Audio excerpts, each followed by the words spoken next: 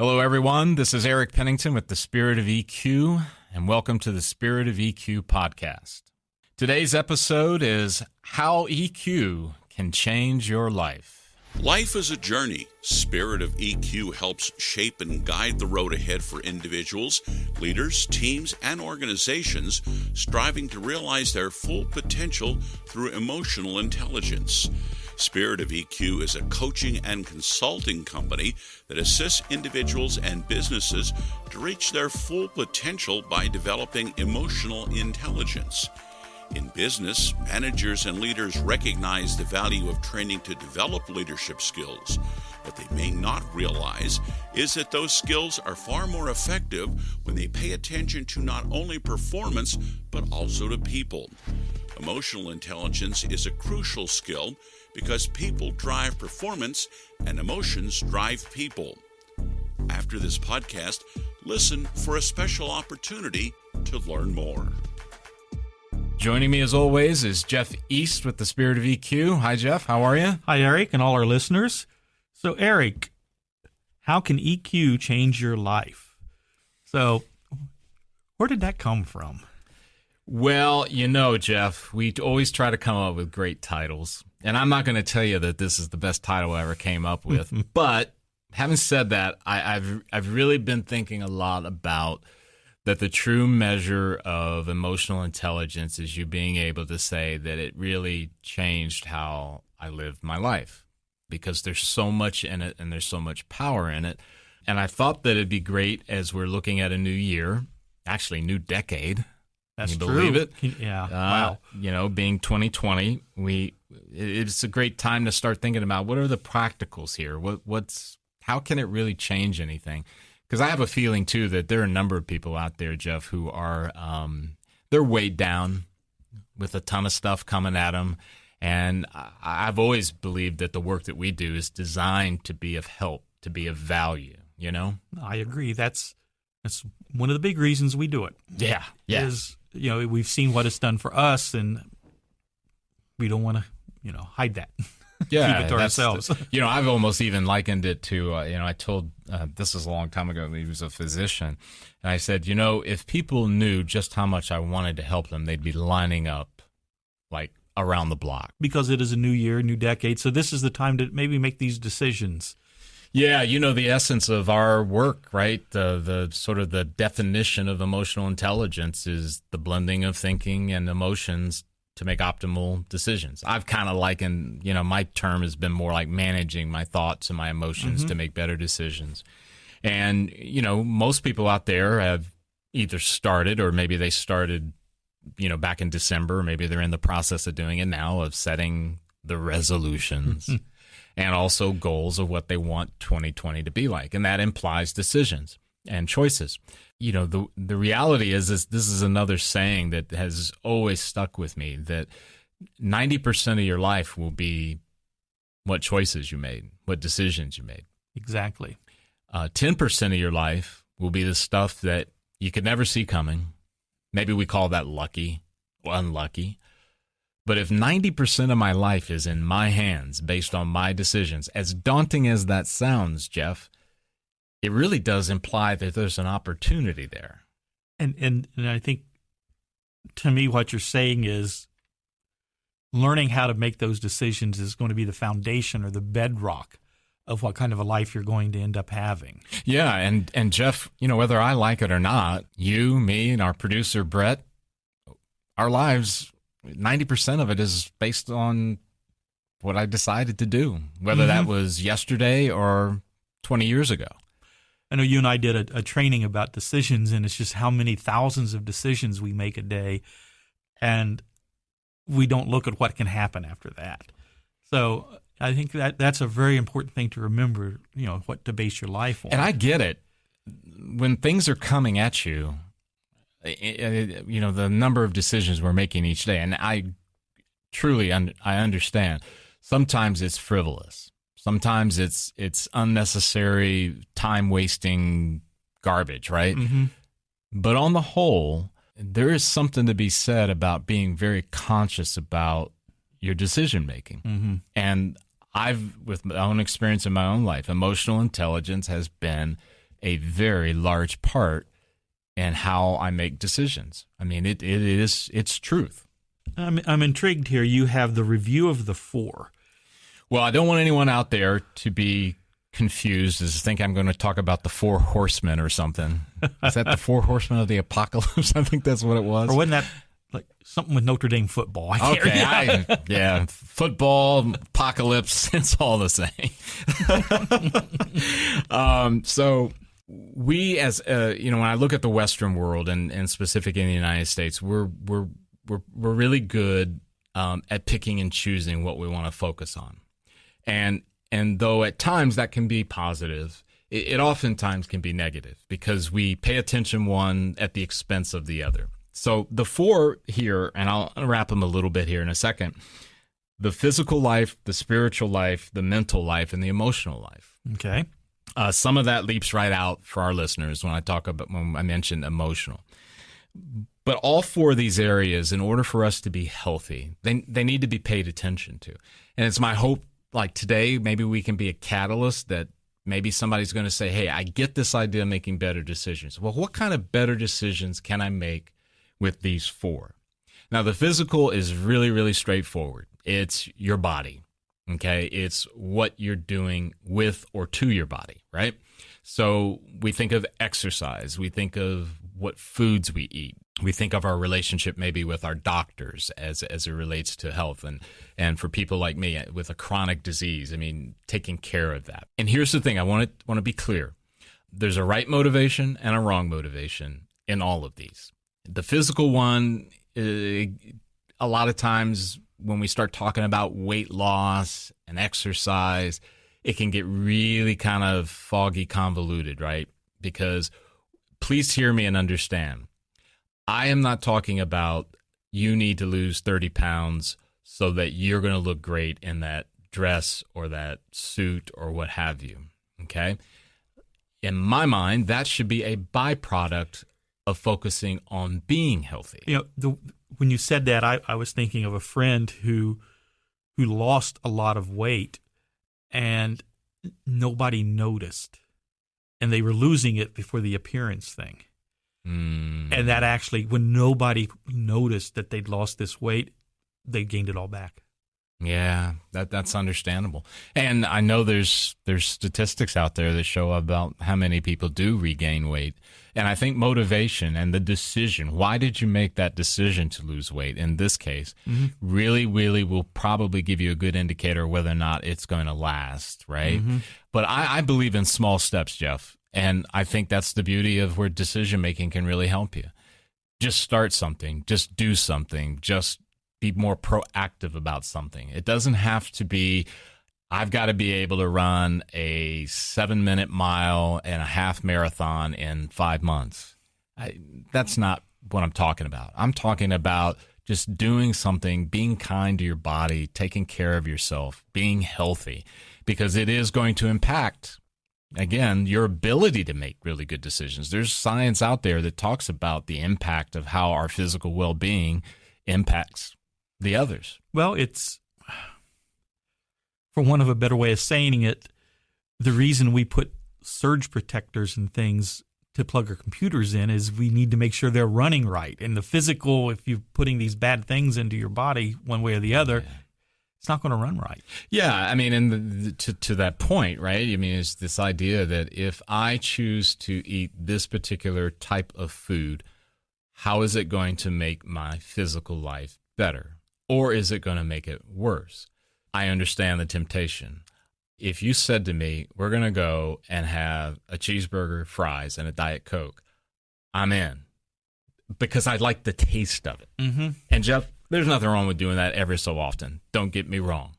But Jeff, the problem arises when I let that, I love that taste, drive my decisions, move me to making decisions that are going to be harmful to me. So the next one is spiritual. So, you're going to go back, I think. I'm not finished. You're not finished? No, I'm with the spiritual. Oh, all right. So that means I have to go to church? No. I am speaking of first and foremost. It could mean. Okay. It could mean that. Yes. So I digress. It could mean you need to go to church. but it might not mean that as well. I'm talking about the spiritual that really applies to, like, for example, we've talked many times on episodes here, the SEQ, spiritual emotional intelligence. We're talking about the core, your personhood, who you are at its deepest level, right? And like the physical and the other two that we're going to talk about, it needs the same kind of good decision making as well. It needs to be taken care of. Now, we've lived in a culture where we've kind of swung the pendulums, right, too far.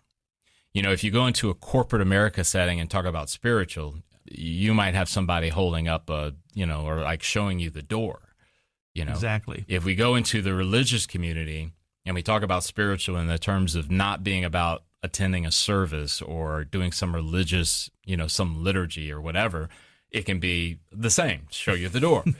I firmly believe in my own walk, my spiritual walk. Yeah, it does have to do with God. It does have to do with Jesus and that kind of thing. But I'm not here to preach and I'm not here to convert. I'm here to help you understand and to begin taking a look at it. Because quite frankly, Jeff, I think we're at a place now in our culture where we just don't pay attention at all, right? And I think that was one of the motivations for us creating that product was to bring attention, right? This idea of who you are at your core, who you are with the people around you, who you are with the world at large and the universe, right? And how disconnected or connected you are to those things. Exactly. So as with the physical, it's a decision-making process. How much time are you spending on you? I know at some point, Jeff, someone's going to say, you guys are always lamenting on how people aren't willing to work on themselves. But maybe we need to continue banging that gong until we can start seeing that change a bit, right? Well, I think I'm speaking for myself, and I think you'll probably agree. We've seen the results when we don't. Yeah, and that's maybe the irony of modern man, right? Is that we've seen the results. We this is not new territory. No. One of the best pieces of advice I got recently around the spiritual was this idea of space and pace. And how he described it to me was space is how much am I allowing in my life to dedicate to the spiritual?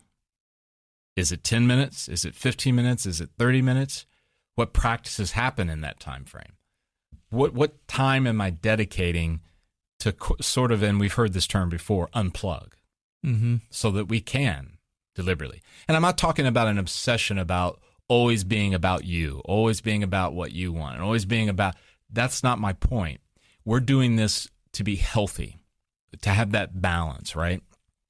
And the pace part has to do with the culture, the world we live in. I don't see the world slowing down anytime soon, Jeff. No, I don't.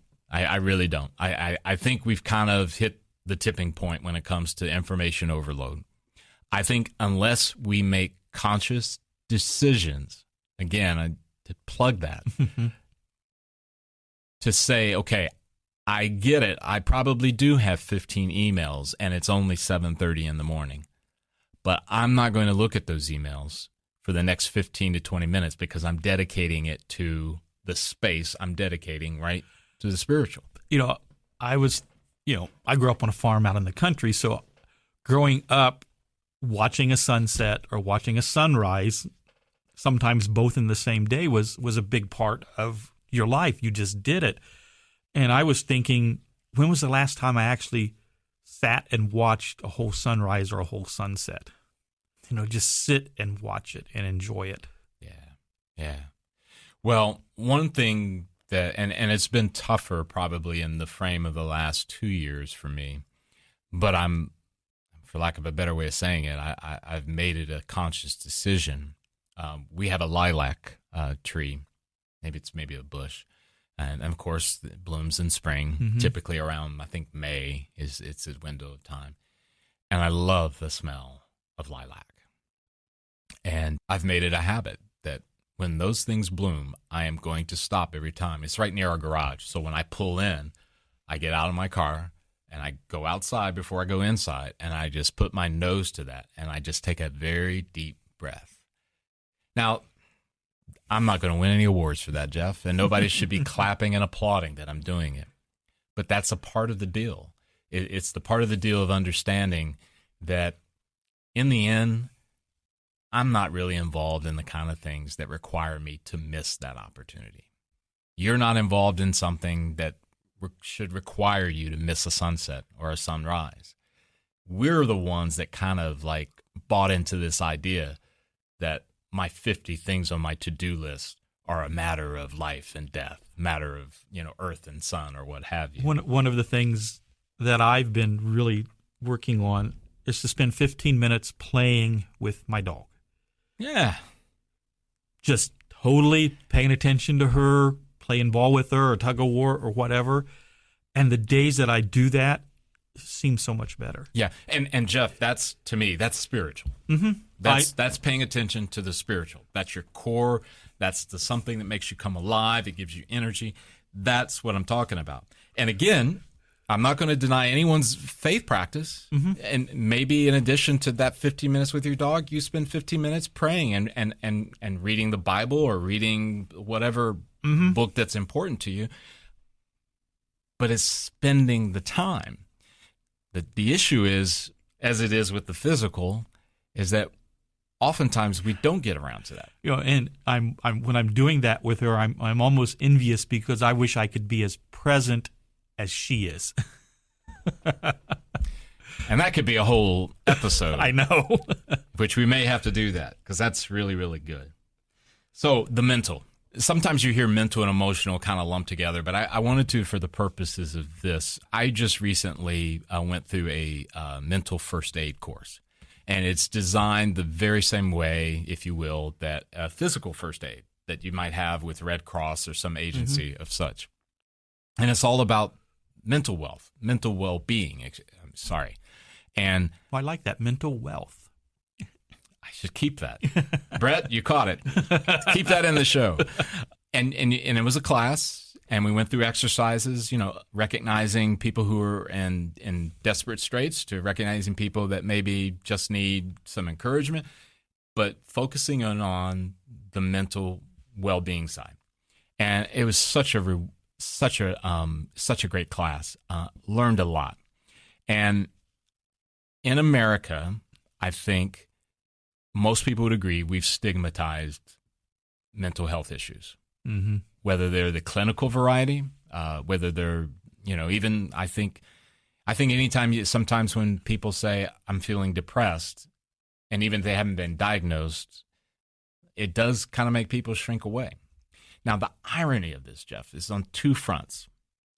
Everyone has, at some point, dealt with issues because your brain is a part of your body. Mm-hmm. That would be like me saying, I've never had an ache. I've never had a moment in time when a muscle contracted. You'd say, you're lying, Eric. Of course you have. But what do? We try to pretend like, oh, no. Oh, boy, Jeff, I've never had to see a psychologist. Right? Or we do what my old wrestling coach would say, walk it off. Yeah. And that leads to my next thing. We have come to a place, I believe, where I guess the best way to describe it is, Jeff, if in our studio here today, if I got up to leave with you after the show and I tripped on the stairs and I fell down and I had a giant gash on the side of my head and I'm bleeding, Jeff, would you say to me, Eric, that's some nice looking blood, man. I really like the color. It accents your glasses, and I'll see you next week? No. What are you going to do? Probably not, no. What are you going to do, Jeff? I'm going to do what I can to give you first aid, mm-hmm. or to maybe call somebody that you mean like 911 or something? Yeah, that maybe Ambulance? can handle it better than I can. Right, because this is not something, Jeff, you're not going to pull out the sutures and your scalpel and start working on me, right? No, I might Why not? get some paper towels and hold it against your head right? until somebody else can come. Okay, and it's crazy. I know we're taking it to its end. Well, why isn't that the case with our brain? That's the part here, and I want the audience to, and wherever you may be on that spectrum, right? Wherever you may be and where you may land, if you know you need help, make a decision to get that help. And again, it may be clinical. It may be starting by talking to a friend, or maybe you hire a coach or something. But don't ignore this, because for the same reason, if you ignore the spiritual and the physical, it's the same thing with the mental. In my previous career, when I would go into an account, I always went in with the thought of holistic, looking at the whole picture. And that's what you're talking about. Yes. We need to look at ourselves holistically. Yeah. And this is not a surprise to people who've known me and have maybe read, things I've written before, whether book or blog. I think that this is the part that's tripping us up. We are not focusing on the whole. Again, we're taking a look at something. We just kind of made this joke about it, but our mental health is stigmatized. It's one of those things that we try to ignore, or in your case with your wrestling coach, just walk it off. Mm-hmm. Just walk it off. There's a lot of people that are limping right now. Yeah. And I said it in a previous episode, you're worth this work. Mm-hmm. You're worth picking up the phone and calling, whether it's a hotline or whether it's making that appointment that you've been putting off. You're worth it, because think of how much better your life will be. Think about that. Think about how much better the lives of those who care about you will be. Yeah, that's an important thing when we're doing these things. Yeah, they're for ourselves. You said 3, and there's another one that you're going to work on, but the effect that you have on the other people makes it all worthwhile. Yeah. So the emotional, this one probably, Jeff, we don't need to spend a ton of time on, only because it's really the essence of what we work in and day out. It's our mission. However, I think the decision-making process here is vitally important. It's kind of the essence of the meaning of emotional intelligence, because remember, emotions are communicators. Mm-hmm. They're neurotransmitters. Information. It's designed to give you information. And it's not information for you to feel embarrassed or shamed, or to feel superior, whatever it may be. It's designed to give you some information in that moment in time so that you can make a good decision and a better decision, if you let it. And we've used these examples. What do you do when you're cut off in traffic and the emotion of anger comes? Well, instead of reacting to the anger, there's the opportunity. Well, okay, let me pause here. What is this all about? And you might even be misdiagnosing or misidentifying the emotion. That anger might actually be fear, because you thought you were going to get in a wreck. Yeah, exactly. And you would handle that completely different than being angry at the person. Yeah. So, Yeah. I see what you're saying. Well, Jeff, the part that I would, we're going to get into this as we get to the end of the episode, with a special New Year offer. I think this one is vitally important too, is understanding, okay, where are you at with your emotional intelligence? How are you leveraging that quite frankly helps those other 3 become even better? Exactly. You just kind of set this up. So what exactly can EQ do to help us to look at ourselves holistically, to look at ourselves to make better decisions? Well, again, I know we're in the window of time when people are doing that, where they're making plans, they're setting goals, maybe they made some resolutions and those kind of things, and those are all good.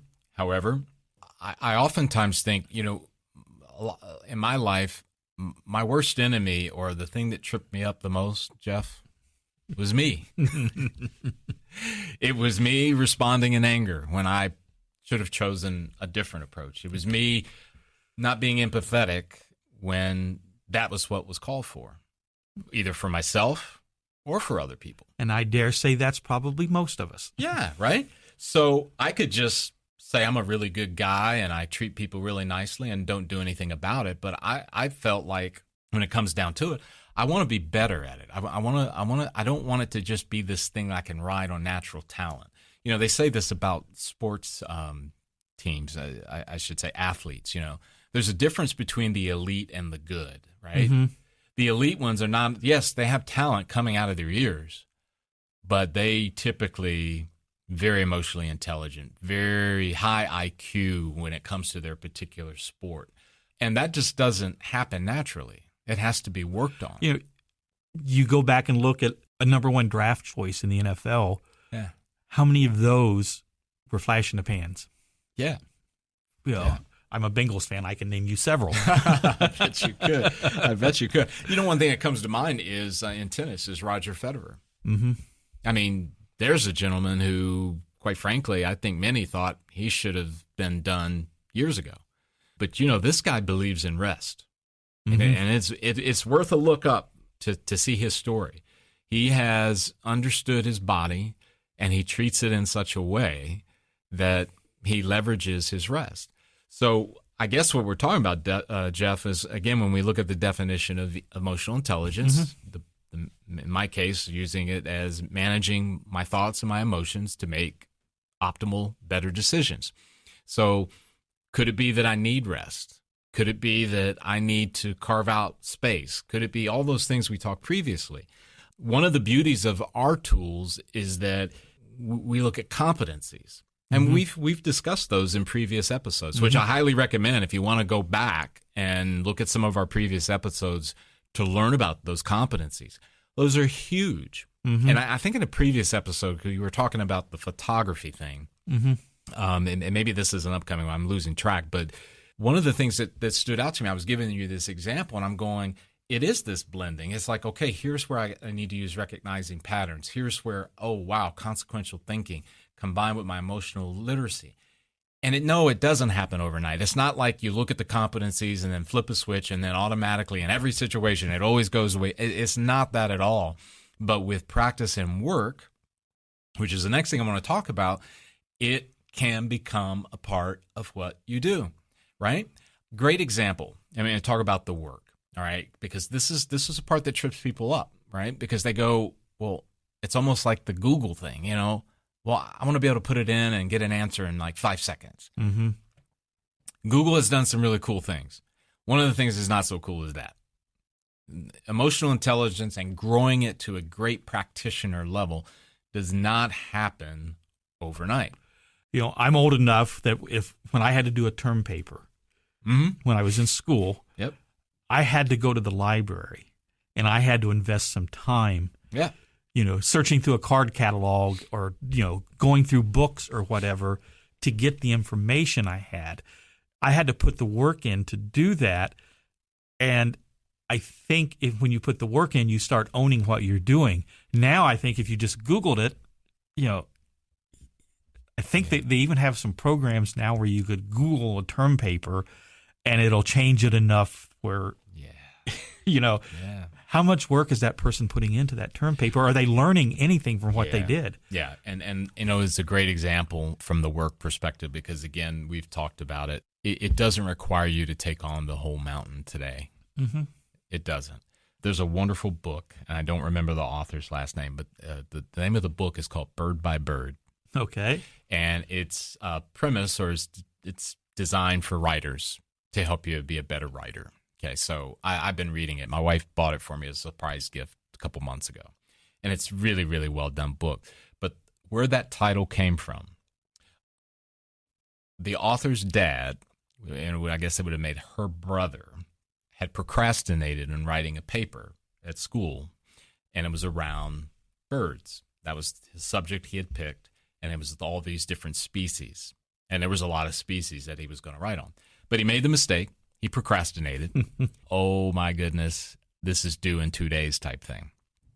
And he began to stress because he had a lot of species to identify.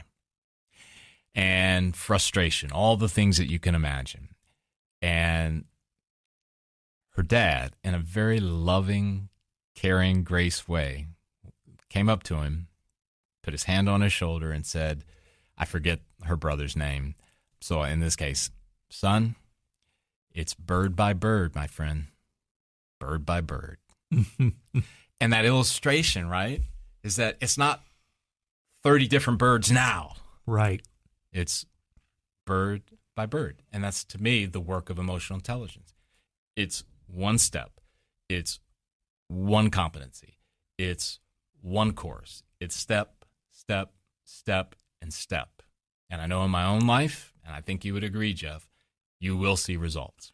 Exactly. You don't become the champion of whatever you're doing overnight.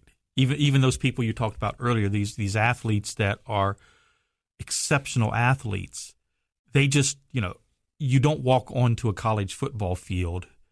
Yeah. No matter how good an athlete you are, you'll get hurt really bad, unless you've put that work in one way or the other. Yeah, and to be sure, Jeff, I'll go back to it.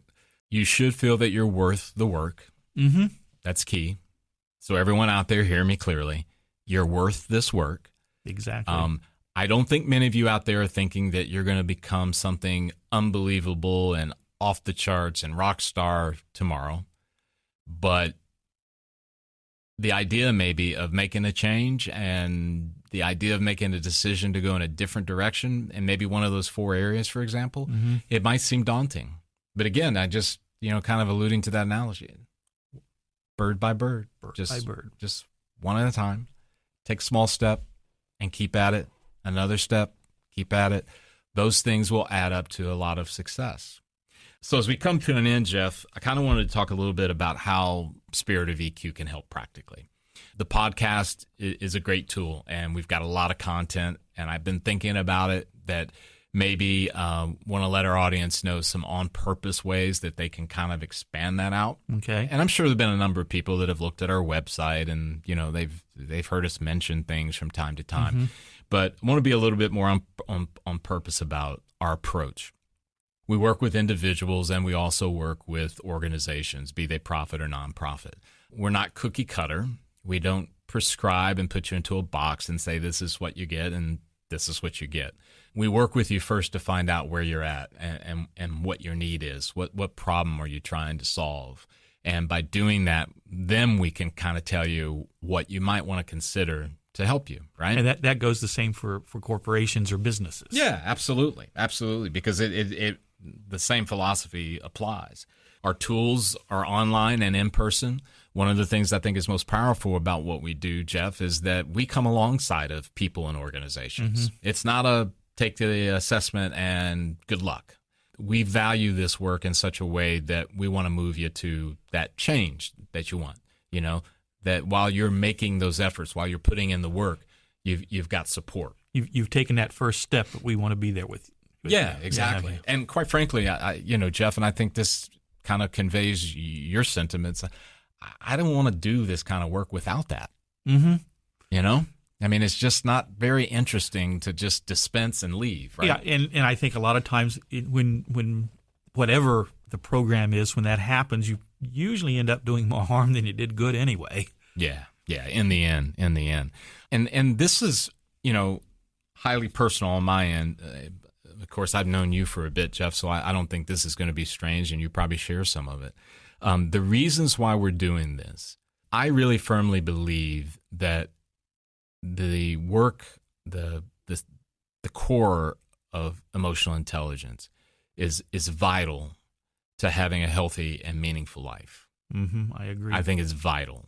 And I really, I hate seeing people who are stuck. I hate seeing people who are spinning their wheels like on ice on a cold day, right? Mm-hmm.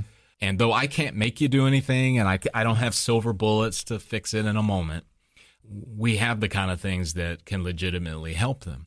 And I want to do that. And another part of that is, Jeff, I've seen people who haven't done it. Mm-hmm. And they've come to the end of their days and they never did. And that's really tragic.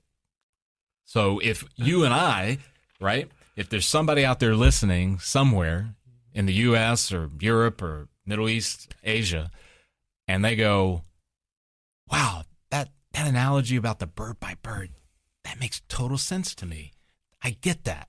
And they begin a turn, Jeff, mm-hmm. That makes this rewarding. I think for me, you mentioned the competencies and you mentioned a couple of them, but for me, the key is the one that's called pursuing noble goal. Yeah. And I think which basically the noble goal is what is it that really makes you who you are? What is it that makes you get up in the morning and do the things you do? It's not about how much money you've made or anything like that. When I've helped someone find their noble goal and I see how now their life is taking maybe a little bit different direction or what their same direction, but they're doing it with different purpose. I know my noble goal did that for me. Yeah. And that's what you're saying. When we have this I hate to use the word product, but whatever it is, whatever you want to call it, that can help people. That's what we want to do. Yeah, and this is the mode. One of the things that we're offering, I mentioned earlier, Jeff, we were going to have a special in January. We are giving $100 off of our, we call it the SAY assessment. That's our full emotional intelligence assessment, and that includes a debrief. As a listener, what you would need to do is to send us an email at info@spiritofeq, and you want to put in the subject line podcast offer. And then if you want to write in the body, hey, I listened to the episode, I can't, whatever you want to do there. If you want to put, I listened to this episode and I'm interested in getting one of those assessments and a debrief. And we have all kinds of technology to be able to do this from afar, too. It's not like you have to be in our neck of the woods to do it. And this offer will go through the month of January. And I really hope you'll take advantage of it because it's a great tool to assess where you're at, to measure your competencies. There's some things on success factors, if I remember right, Jeff. Yes, exactly. There's all kinds of ways. And this would be our contribution to you in getting you started off well in 2020. So take advantage of that. Of course, if you have questions for whatever reason, that email will work the same. You can address it to me or to Jeff. It doesn't matter. But we really hope you will. And with that, Jeff, I think we've come to the end of this episode. It's great to see you as always. I hope everybody's new year is starting off great. Thank you for listening. Yeah, take care. Thanks for subscribing and listening to the Spirit of EQ podcast with Jeff East and Eric Pennington. Spirit of EQ is a preferred partner of 6 Seconds, the Emotional Intelligence Network. 6 Seconds is a nonprofit organization researching what works in emotional intelligence. Best practices are shared through methods and tools that are global, scientific, and transformational. To find out more about Spirit of EQ or to request a speaker, go to spiritofeq.com. Our contact information is in the podcast show notes as well. And now for our special offer. We are giving $100 off of our, we call it the SAY assessment. That's our full emotional intelligence assessment, and that includes a debrief. As a listener, what you would need to do is to send us an email at info@spiritofeq, and you want to put in the subject line podcast offer.